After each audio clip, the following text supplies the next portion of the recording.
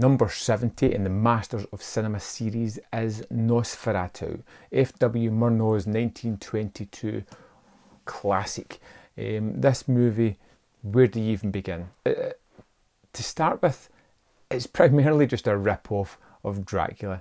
Takes the story, takes all the beats, repurposes it with different names, and just lets the movie kind of play out like that. In this one, instead of Dracula, we get Count Orlok, and he's interested in buying a home in this town.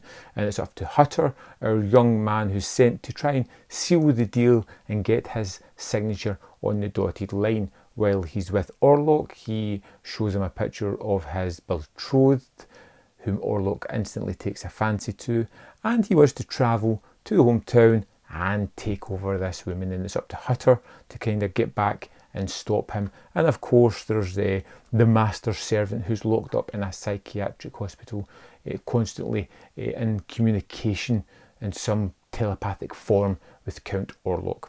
It follows all the typical beats of Dracula, but that's by the by. There's lots of movies out there that follow that exact storyline.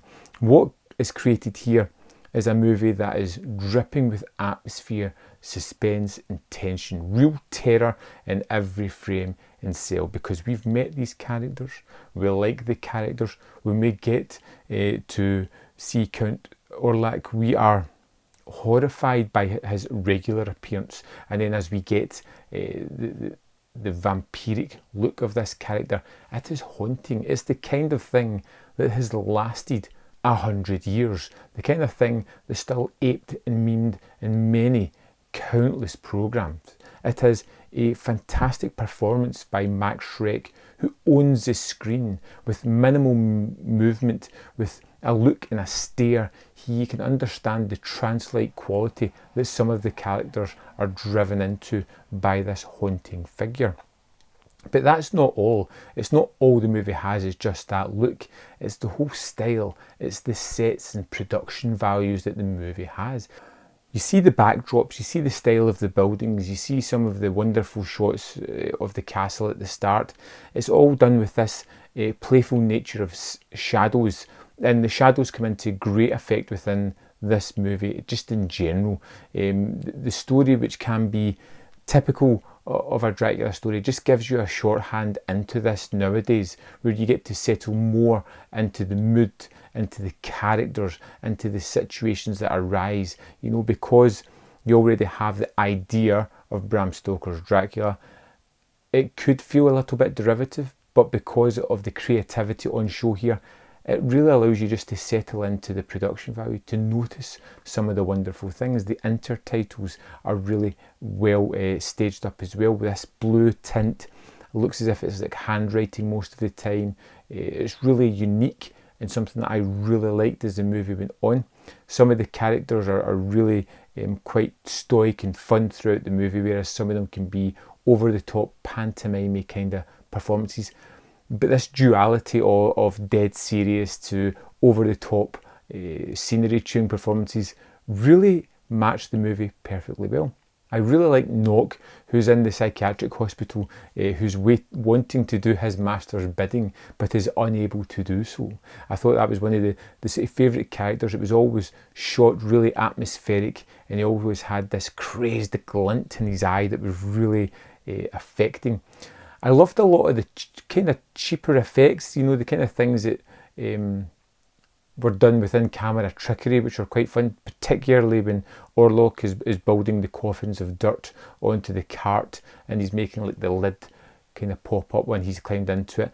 These kind of effects were like probably really inventive at the time. You kind of know how they're done, but there's that creativity to it that just makes it warm and easy to get a hold of and grasp and enjoy in this one. I loved the use of tints as well to change the colours. You know, you've got bright yellows early on, moving into a deeper blue later in the film. I really liked the use of these. I thought they were done to great effect to create a great mood. My favourite scene in the movie, is it? I don't know, because I had quite a few. I particularly like the scene in the boat as the guys start to realise that there is something there with them and they're going to have to deal with it. Of course, we know who it is. It's Orlok and he's hungry, and we know what's going to happen there. And just as that boat just drifts into the harbour like the Marie Celeste, it's just a really fun moment. I think my favourite moment is the use of shadows later on, when Orlok is going to go and get Hutter's wife, her girlfriend, and we see him in the form of a shadow climbing the stairs as he creeps into her room, as the shadow kind of moves up her chest and grabs hold of her heart. It was a terrific visual shot that really captured the whole essence of this movie. It's dripping in atmosphere, it's incredibly fun, wonderful performances, iconic imagery. This is everything, including an absolutely terrific score that really does just squeeze every bit of tension and suspense into the movie as well. I'd love to know your thoughts on Nosferatu. I loved checking this out. This is one I would go back to again, and I actually watched this with my kids, and they loved it as well, which was terrific. Just shows you the power of a great movie and how it can transcend generations. Nosferatu was wonderful. I'd love to know your thoughts on the movie. Let me know in the comment box, and I will see you next time on Man v Film.